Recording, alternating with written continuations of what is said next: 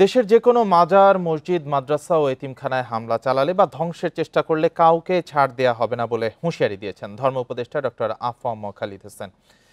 রোববার বেলা 11:30টায় কিশোরগঞ্জের ঐতিহাসিক পাগলা মসজিদ পরিদর্শন শেষে সাংবাদিকদের তিনি এসব কথা বলেন।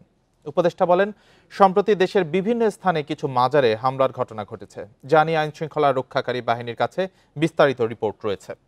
বান্ডেল থাকলে প্রতি সেনমানিতে টাকা বাঁচবে। বিকাশ সেনমানি বান্ডেল কিনে জিতুন প্রতি লেনদেনে।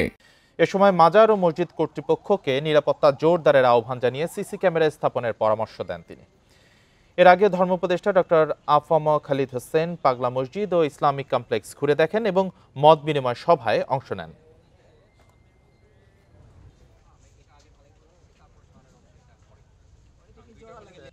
কেউ যদি এখানে হামলা চালায় অথবা ধ্বংস করার পায়তারা করে, তাকে আমরা আইনের আওতায় আনবো।